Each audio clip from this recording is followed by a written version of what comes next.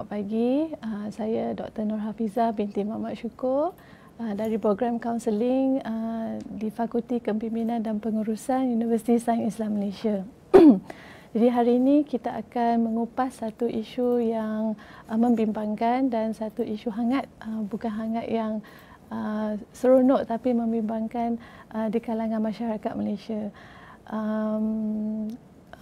Kebelakangan ini kita membaca kes-kes seperti ibu mengelak anak yang baru berusia 3 bulan, suami memukul isteri, anak membunuh ibu bapa, kawan rakan sekerja mencekik rakan sekerja yang lain. Jadi kebanyakan kes-kes yang disiarkan ini ada berkaitan dengan gangguan jiwa atau gangguan mental yang lebih dikenali sebagai depression. Jadi hari ini kita akan membincangkan atau mengupas tentang depresi atau depression, sama ada kita sedar atau tidak. Baiklah. Untuk permulaan kita perlu lihat juga tahap kebimbangan terhadap isu depression ni. Menurut World Health Organization atau WHO, depression adalah satu jenis gangguan mental dan juga masalah ketidakupayaan dalam sesuatu masyarakat. Tambahan pula, WHO juga menyatakan pada tahun 2020 gangguan sakit mental ataupun mental illness merupakan punca kedua morbidity selepas sakit jantung, dan fakta ini sebenarnya memang membimbangkan sebenarnya. Dan berdasarkan statistik di Malaysia sendiri, dalam konteks Malaysia, 1 dalam 4 orang akan mengalami satu gangguan jiwa, tidak kiralah sama ada depression atau bipolar, skizofrenia, tapi satu dalam 4 rakyat Malaysia mungkin akan didiagnoskan sebagai menghadapi satu gangguan jiwa.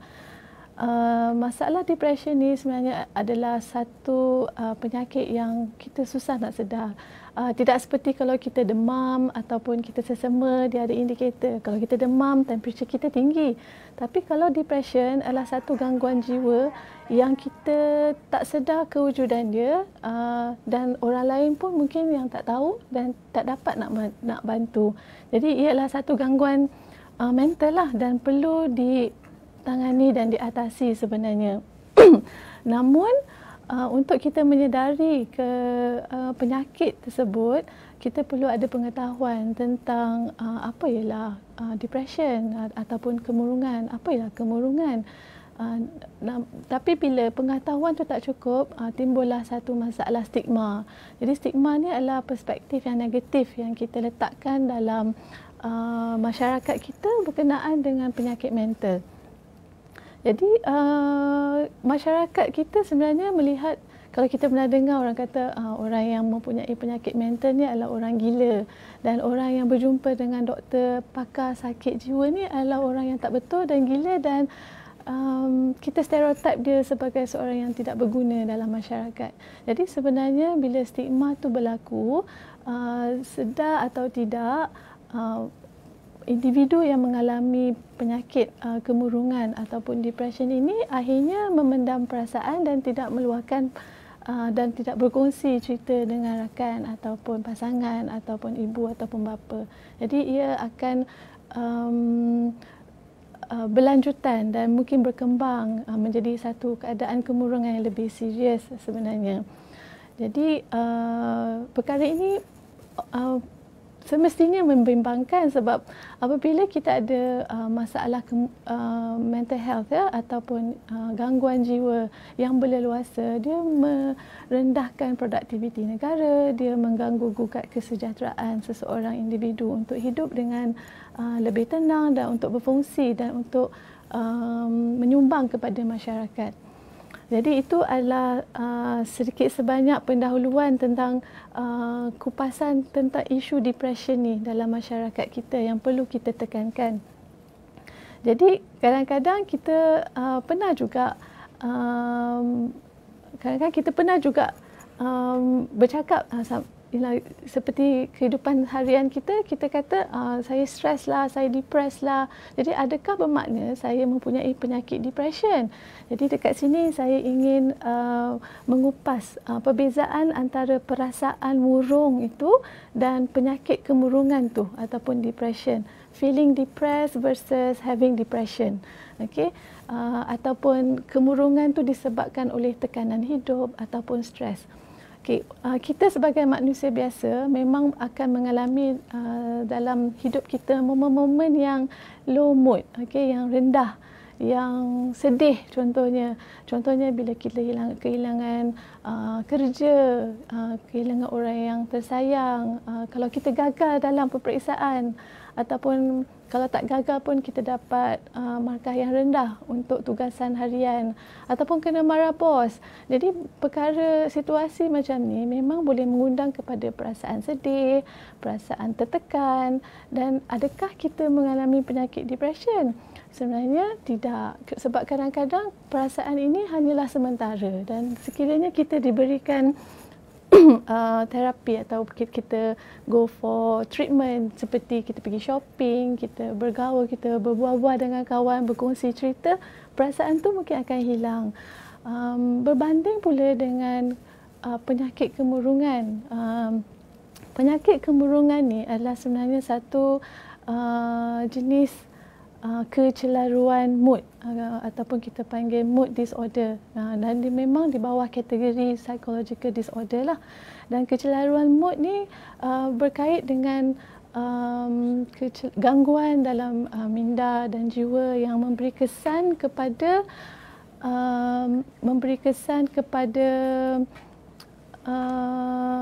cara kita berfikir, memberi kesan kepada tingkah laku kita, dan apabila dia memberi kesan kepada cara kita berfikir dan tingkah laku, dia mengakibatkan ketidakfungsian untuk kita melakukan kerja harian. Jadi orang yang mengalami kecelaruan mood memang akan mengalami memberi kesan kepada kefungsian harian. Contohnya seperti kalau kita dalam keadaan murung berpanjangan, kita tak boleh nak melakukan tugasan harian, kita tak boleh nak bekerja seperti orang biasa, even kita tak boleh nak bangun tidur kerana perkara itu membelenggu hidup kita. Jadi ini adalah maksud depression itu sendiri. Dan apabila kita nak kena pasti siapa yang mengalami penyakit depression, jadi orang sekeliling kalau ada pengetahuan ni mungkin boleh bantu individu yang mempunyai tanda-tanda depression. Jadi kita ada satu soalan tadi, apakah tanda-tanda depression ataupun dalam bahasa Melayunya kemurungan. Okey. Untuk bercakap tentang tanda-tanda ni, saya biasanya psikologis ataupun ahli psikiatris ataupun kaunselor akan merujuk kepada satu manual yang dipanggil DSM. DSM ialah Diagnostic Statistical Manual of Mental Disorder versi yang kelima, yang menyenaraikan dengan lengkap tanda-tanda seseorang yang mempunyai masalah kemurungan. Sebenarnya ada 9 tanda-tanda yang boleh dikategorikan lah ataupun kita boleh klasifikasikan seseorang itu mengalami masalah kemurungan. Dan sekiranya tanda-tanda tersebut ialah pertama, biasanya orang yang dalam keadaan kemurungan ni dia mempunyai perasaan murung. Jadi dia rasa down, sedih, kadang-kadang rasa tak bersemangat, rasa malas, rasa terlampau sedih. Itu adalah keadaan yang murung. Okay. Tanda kedua ialah apabila seseorang itu merasakan diri dia tidak berguna. Dia merasakan diri tidak berguna dan perasaan bersalah yang amat sangat sekiranya dia melakukan sesuatu. Tanda ketiga ialah apabila seseorang itu hilang rasa minat untuk melakukan sesuatu yang sebelum ni dia memang minat. Contohnya kalau dia biasa suka daki gunung, tiba-tiba dia dah berhenti. Kalau dia suka main gitar, tiba-tiba dia tak ada perasaan langsung untuk bermain gitar. Kalau sebelum ni dia suka bersosial, menggiatkan diri dalam aktiviti kelab, persatuan, tiba-tiba dia menunjukkan hilang minat. Iaitu mungkin adalah salah satu tanda lah. Keempat ialah kita tengok corak pemakanan dia. Sama ada dia kurang berselera untuk makan, membuatkan dia hilang berat badan, ataupun dia terlebih makan. Kerana terlampau murung, dia makan sampai berat badan dia naik dengan mendadak. Jadi benda ni pun, tanda ni pun adalah salah satu tanda lah. Yang kelima ialah apabila seseorang tu mempunyai masalah corak tidur. Okey, corak tidur dia, mungkin orang yang mengalami masalah kemurungan ni, dia tidur terlebih. Kalau boleh tak nak bangun daripada tidur. Dekat kat atas katil, selimut, pakai comforter, selimut sampai tak nak bangun, tak nak keluar daripada bilik, tak nak jumpa orang, tak nak berkawan. Dan dia, kalau boleh, dia prefer untuk duduk sorang-sorang dalam bilik. Okay. Tanda yang keenam ialah apabila seseorang tu tidak boleh fokus dalam pekerjaan harian. Kalau dia seorang pekerja, dia tak boleh fokus, hilang fokus kepada pekerjaan dia. Kalau dia seorang pelajar, dia hilang fokus untuk belajar dan menentukan perhatian dalam pembelajaran dia. Dan ia diikuti dengan perasaan resah gelisah. Orang yang mengalami penyakit depression ni, resah gelisah dan agitated, pergerakan badan dia yang tidak tentu hala. Yang ke-8 ialah apabila seseorang itu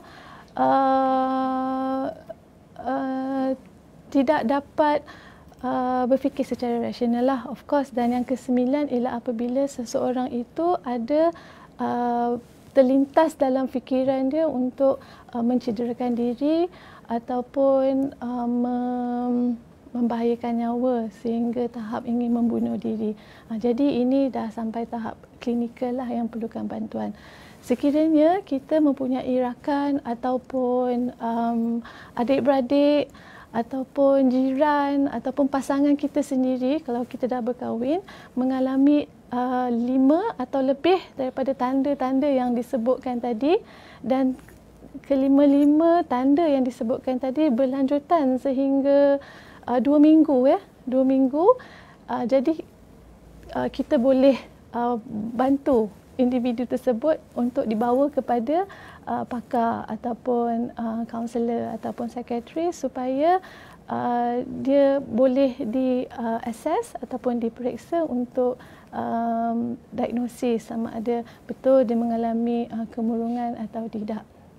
Jadi dengan pengetahuan orang sekeliling mengenai apa ialah depression, apa tanda-tanda depression, sebenarnya dia membantu individu yang mengalami depression itu sendiri dan orang sekelilingnya untuk mencari ataupun menghulurkan pertolongan kepada individu yang mengalami depression.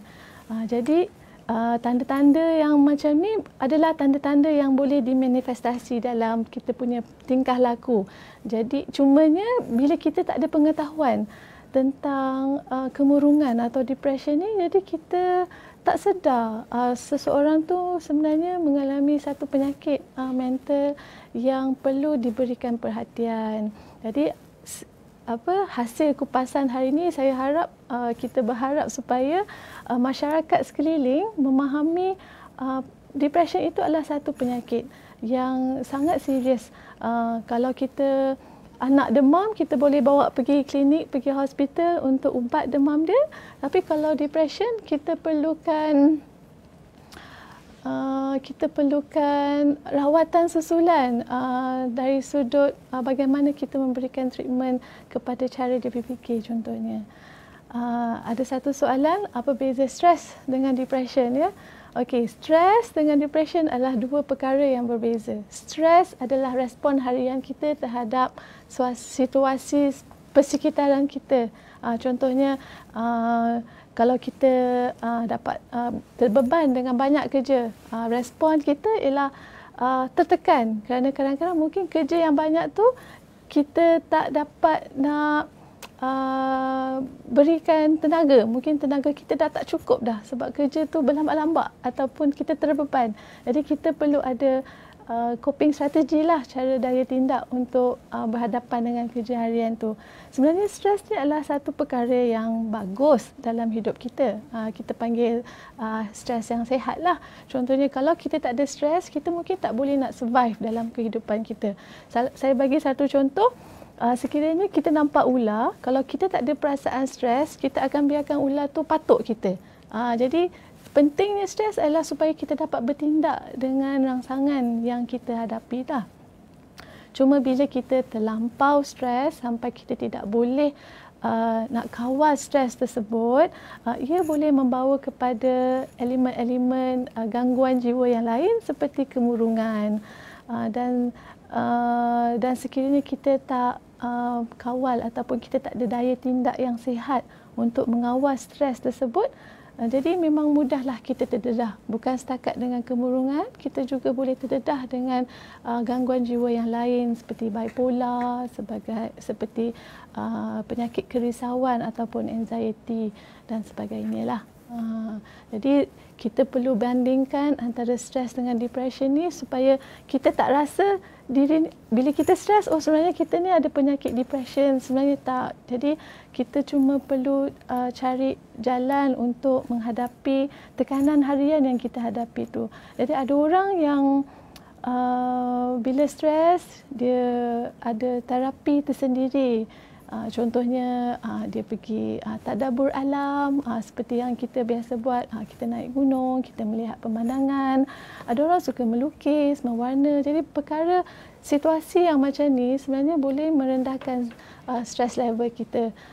Jadi prolong stres yang berpanjangan tu memang boleh membawa kepada satu situasi kemurungan lah. Kita berasa murung, yang sangat sedih, yang tak bersemangat, yang down, mood pun low mood. Jadi sebelum kita nak diagnosiskan seseorang tu sebagai having a depression ataupun mempunyai masalah penyakit depression, kita perlu kena pasti tadi yang kita sebutkan beberapa tanda-tanda orang yang mungkin mengalami penyakit depression. Jadi sekiranya kita dapat kena pasti tanda-tanda tadi, kita dapat membantu orang sekeliling kita untuk mendapatkan bantuan. Jadi itulah sebersedikit tentang kupasan tentang perbezaan antara stress, depression, feeling depressed, having depression. Jadi kadang-kadang kita tanya apa sebenarnya yang menyebabkan seseorang tu boleh mengalami depression. Kenapa ada orang boleh ada depression, kenapa ada orang tak boleh ada depression. Jadi kita perlu lihat kepada beberapa faktor sebenarnya untuk melihat kenapa depression ni boleh berlaku, bagaimana kemurungan ni boleh berlaku. Okey. Jadi pertama, biasanya ahli psikologis akan melihat kepada beberapa sudut pandang, beberapa dimensi kepada faktor yang berlakunya kemurungan. Okey, pertama mereka lihat kepada aspek neurobiologi, aspek dalaman kita yang kita tak nampak ni. Contohnya apabila seorang itu mengalami kemurungan, bahagian otak hadapan atau kita panggil prefrontal cortex akan mengecil, dan volume hippocampus dalam otak pun berkurangan.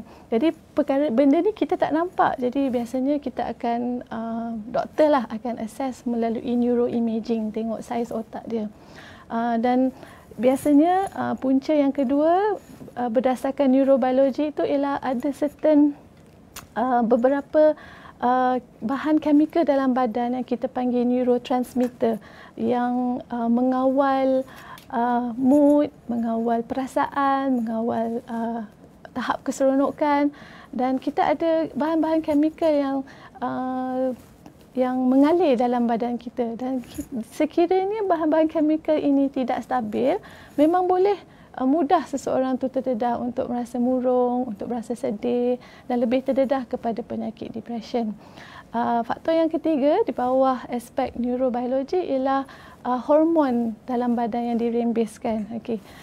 Bila kita dalam keadaan stres yang kita sebutkan tadi dengan banyak tekanan kerja contohnya ataupun banyak assignment kalau pelajar, badan kita menghasilkan satu hormon stres yang kita panggil kortisol. Jadi bila hormon stres ni terhasil, dia sebenarnya mengganggu mengganggu pembentukan sel-sel baru yang sihat dalam badan kita. Jadi aspek neurobiologi ni kita tak dapat nak kesan, melainkan kita merujuk kepada pihak hospital untuk melakukan ujian. Jadi itu faktor yang pertama. Faktor yang kedua ialah yang paling penting saya rasa ialah faktor persekitaran yang membuatkan seseorang tu lebih murung berbanding dengan seseorang yang lain dan boleh membawa kepada penyakit kemurungan. Okay, faktor persekitaran seperti kehidupan yang sangat stres, yang sangat tertekan, boleh membuatkan seseorang itu terdedah dengan penyakit kemurungan. Okey, dalam keadaan yang tertekan hidup seseorang itu dan kekurangannya sistem sokongan yang kukuh dan berkualiti. Contohnya orang yang mudah murung ni adalah orang yang mungkin kurang berkawan, tak ada kawan baik ataupun tak ada orang yang untuk kita kongsikan cerita kita, perasaan kita, masalah kita. Jadi orang yang dalam keadaan masalah, individu yang mempunyai masalah dan sekiranya tiada sistem sokongan yang baik, dia lebih terdedah dengan penyakit kemurungan berbanding dengan individu yang hidupnya disekelilingi oleh kawan-kawan yang positif, yang berkualiti, yang memberi galakan dan sokongan dalam hidup dia. Tak kisahlah galakan sokongan dari segi aspek fizikal, aspek emosional dan aspek spiritual. Okey, yang kedua ialah mungkin seseorang yang hidup dalam keadaan tertekan dalam hubungan suami isteri kalau sekiranya dah berkahwin ataupun hubungan kekeluargaan yang mengalami banyak konflik. Jadi sekiranya individu tersebut hidup dalam keadaan yang konflik dan rasa tidak puas hati dalam hubungan, dalam keluarga dan berpasangan, seseorang itu mungkin lebih mudahlah terdedah dengan kemurungan. Contohnya seorang ibu yang mungkin dalam habis pantang contohnya, dalam keadaan yang perlu menjaga diri, pada masa yang sama menjaga anak yang baru lahir dan pada masa yang sama tak ada sokongan daripada suami, tak ada bantuan fizikal, tak ada bantuan emosi, semua ibu tu perlu tanggung. Jadi bila ibu tu merasa tidak puas hati, ibu tu lebih terdedah untuk mengalami penyakit kemurungan berbanding dengan ibu yang dalam keluarga dia, suami memberikan sokongan sepenuhnya dari segi emosi, dari segi fizikal, bantuan untuk menguruskan rumah tangga.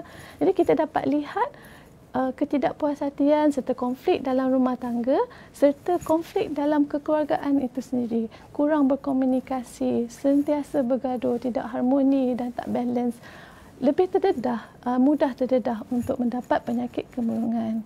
Dan faktor ketiga mungkin kita sedikit bias, gender bias, adalah sekiranya dia seorang wanita, dia lebih terdedah untuk mengalami kemurungan berbanding dengan lelaki. Memang kajian telah banyak menyatakan, walaupun ini sedikit kontroversi, tapi menyatakan 7 dalam 10 kes yang dilaporkan adalah wanita berbanding dengan lelaki. So mungkin ada banyak faktor yang menyebabkan wanita lebih terdedah kepada kemurungan berbanding dengan lelaki. Salah satunya ialah cultural expectation. Mungkin dalam satu budaya kehidupan kita, perempuan lebih memikul banyak tanggungjawab. Dia lah yang nak menguruskan anak, dia nak menguruskan dapur, pakaian, dia lah menguruskan suami. Pada masa yang sama dia juga bekerja. Jadi bila expectation tu diletakkan kepada perempuan, dia mudah stres. Bila dia mudah stres dan tidak dikawal, dia boleh develop ataupun berkembang menjadi kemurungan dan lama-lama ada penyakit depression sekiranya tidak ada coping strategi yang sihat. Dan lately, kebelakangan ini kita tengok ada kewujudan social media. Okey, jadi kewujudan social media ni juga kajian telah menyatakan mempunyai hubung kait dengan penyakit kemurungan. Okey, contohnya ya, bila kita ada Facebook, kita ada Instagram, kita ada Twitter, medan social media ini sebenarnya adalah di mana orang menunjukkan apa yang mereka capai, apa yang dia ada. Orang yang mudah terdedah kepada depression ni, kalau dia tengok, dia akan cuba bandingkan hidup dia dengan hidup orang lain yang didedahkan dalam social media. Jadi dia mula banding. Bila dia mula banding, dan pada masa sama dia rasa diri dia tak berguna. Dia rasa diri tak berguna, dia rasa diri tak berharga, dan membuatkan beberapa tanda-tanda lain yang akan muncul sekiranya dia terus berlanjutan melayan social media. Jadi faktor-faktor persekitaran ni memang memberi kesan kepada seseorang tu untuk lebih mudah terdedah dengan penyakit depression.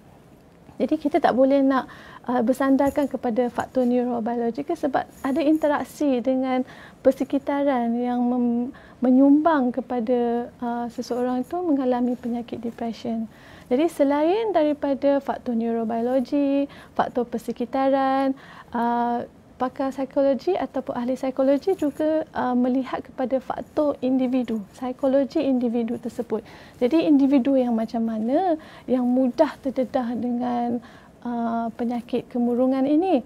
Jadi individu yang mudah terdedah dengan penyakit kemurungan ialah individu yang mempunyai cara berfikir yang salah ataupun kita panggil cognitive distortion style. Cara pemikiran yang salah ini membuatkan seseorang itu berfikir secara negatif. Apa yang berlaku dalam hidup dia, dia fikir secara yang tidak positif. Ataupun daya kawalan hidup dia dalam situasi dia dalam keadaan tertekan, tapi daya kawalan tu mempengaruhi cara dia berfikir. Okey, contoh saya berikan ya beberapa cara berfikir yang salah seperti cara berfikir hitam dan putih. Cara berfikir hitam dan putih ni macam ni contohnya. Kalau saya seorang pekerja, saya melakukan tugasan, saya ingin melakukan tugasan ini dengan sempurna. Kalau tugasan ini saya tak lakukan dengan sempurna, saya adalah seorang yang gagal. Jadi itu adalah corak pemikiran hitam putih. Kalau dia tak sempurna, maksudnya dia gagal. Bila dia gagal, dia rasa diri dia tak guna. Dia mempunyai corak pemikiran yang begini, lebih mudah seseorang untuk merasa diri dia tak guna, merasa diri dia tidak berharga dan rasa bersalah sekiranya dia tidak melakukan sesuatu dengan sempurna. Jadi kesannya mungkin dia rasa dia tak selera nak makan sebab duk fikir pasal tugasan dia yang tak sempurna.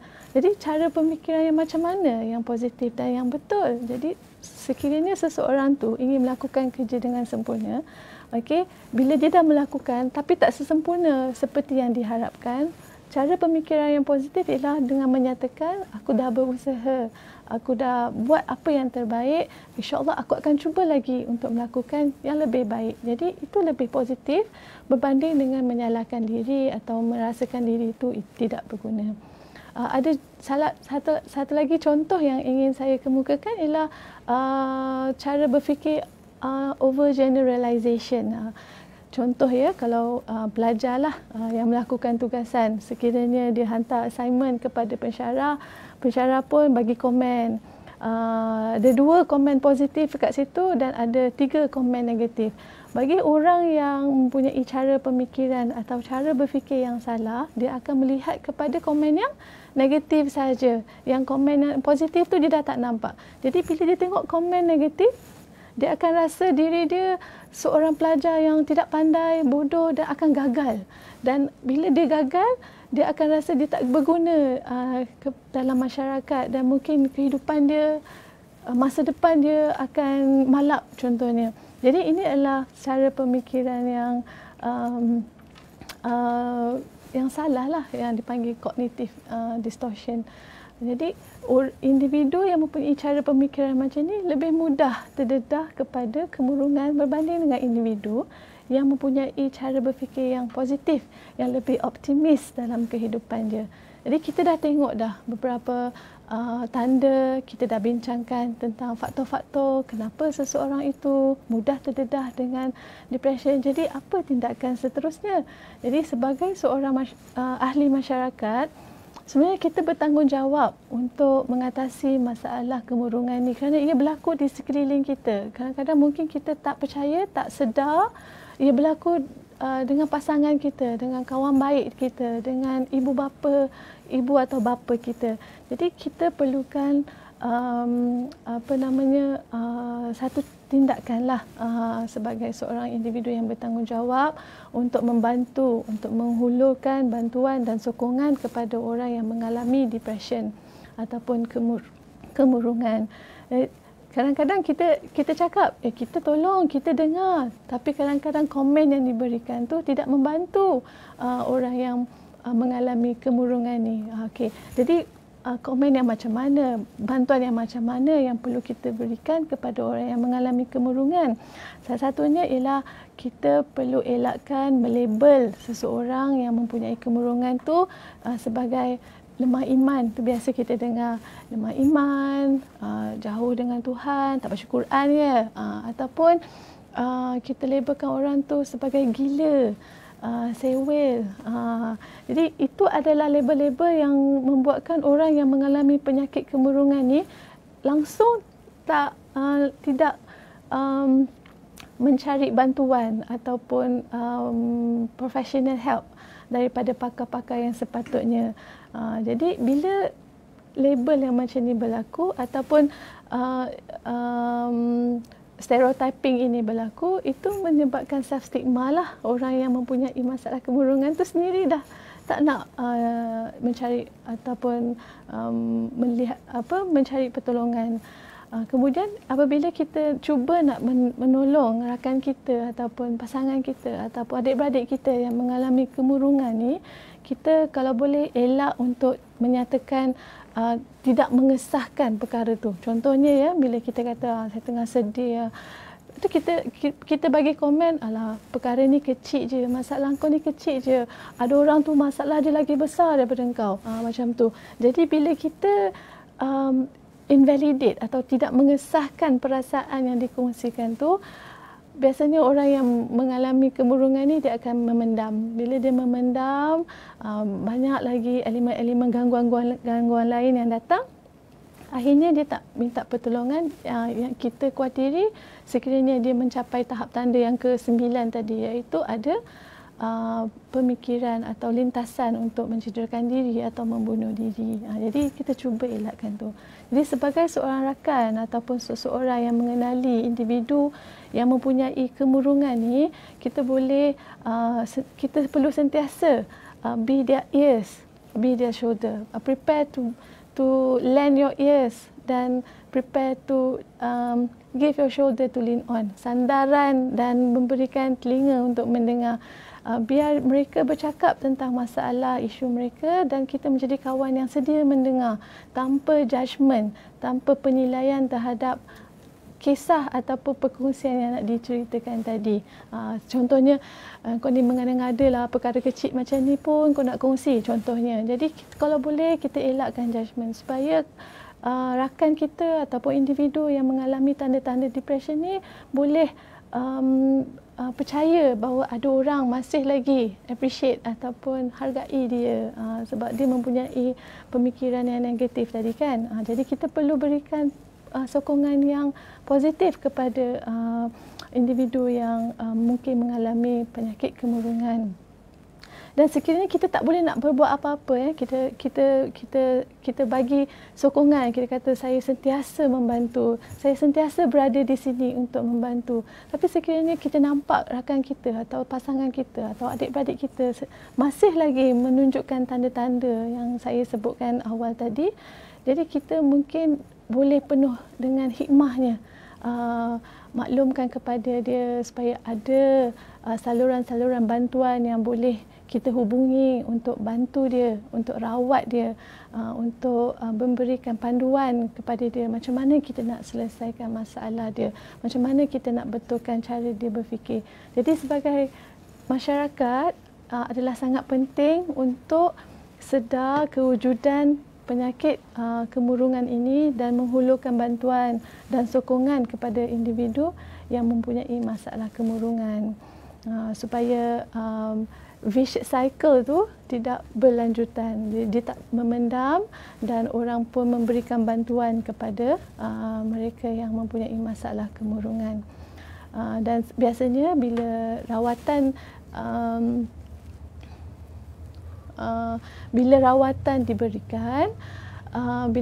diberikan, pakar psikiatris biasanya akan ataupun kaunselor akan mengadakan beberapa sesi terapi lah untuk membantu seseorang itu yang mengalami depression.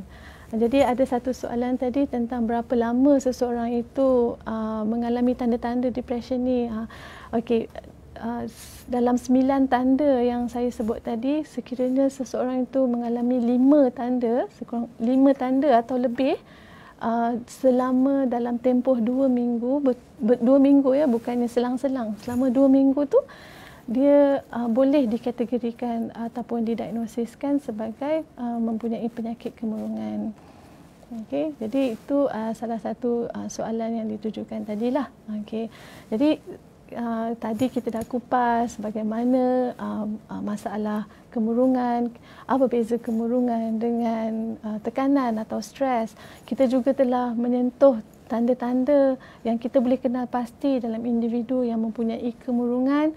Kita juga telah kenal pasti apa faktor-faktor yang menyebabkan seseorang itu mempunyai penyakit kemurungan dan apa yang kita boleh buat kepada individu yang mengalami kemurungan. Sebagai masyarakat yang prihatin, ya, kita perlu bantu orang yang mempunyai masalah kemurungan.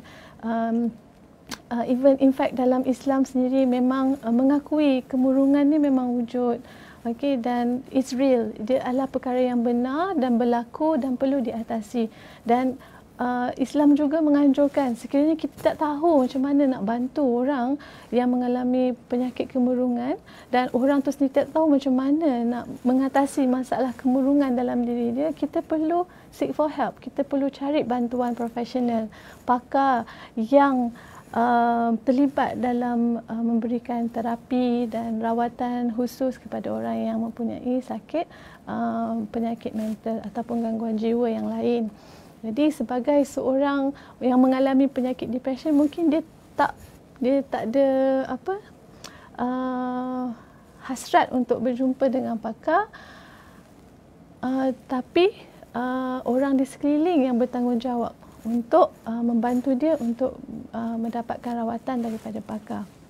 Okay, ada juga soalan berkenaan adakah faktor genetik atau keturunan ni memainkan peranan yang penting dalam gangguan jiwa, ya. Okay, ada beberapa pendapat lah yang menyatakan ada beberapa jenis gangguan jiwa yang mungkin faktor genetik dia lebih signifikan dalam kewujudan penyakit mental seseorang. Contohnya skizofrenia, faktor keturunan dan genetik memang memainkan peranan yang penting. Dalam kes kemurungan, faktor genetik mempunyai dalam 20-30% sahaja faktor genetik yang mengakibatkan seseorang itu mengalami kemurungan. Walaupun faktor genetik itu tidak signifikan, tapi dia memberi kesan juga. Tapi kita tak bolehlah nak 100% melihat kepada faktor genetik yang membuatkan seseorang itu mengalami depression. Hanya 20 hingga 30% kes sahaja melihat kepada faktor genetik. Dan depression ni bukan penyakit berjangkit. Dia bukan satu disease yang kita perlu jauhkan. Sebenarnya kita perlu dekat dengan orang yang mengalami kemurungan ni. Dan kita lihat kes-kes kemurungan ni bukannya hanya kepada orang yang tidak ada pendidikan, orang yang berpendidikan, orang yang beragama, orang yang mempunyai status agama yang tinggi contohnya. Jadi kita tak boleh nak kata penyakit kemurungan ni adalah disebabkan terus kepada tahap keimanan seseorang. Okey. Jadi perkongsian hari ini kita berharap supaya masyarakat lebih sedar tentang masalah kemurungan ini dan memberikan bantuan serta sokongan kepada individu yang menunjukkan tanda-tanda kemurungan dan melihat kepada kehidupan masyarakat kita sekarang. Memang kita tidak boleh nafikan perasaan murung, perasaan tertekan memang akan timbul. Cumanya kita perlu membantu diri kita dan orang lain untuk mempunyai daya tindak yang lebih positif dan yang lebih sihat supaya perkara ini dapat dibendung. Kerana ia menjejaskan produktiviti kehidupan kita dan macam mana kita nak menyumbang sebagai seorang khalifah di bumi Allah ini sekiranya kefungsian kita terganggu dan terjejas. Jadi saya harap perkongsian hari ini sedikit sebanyak memberi kesedaran kepada masyarakat tentang kepentingan memberikan bantuan kepada individu yang mempunyai masalah kemurungan atau individu yang sedang berada dalam keadaan murung. Jadi saya mohon maaf sekiranya terdapat kesilapan dan kekurangan dalam perkongsian ini. Moga ia bermanfaat kepada semua dan saya ucapkan Assalamualaikum warahmatullahi taala wabarakatuh.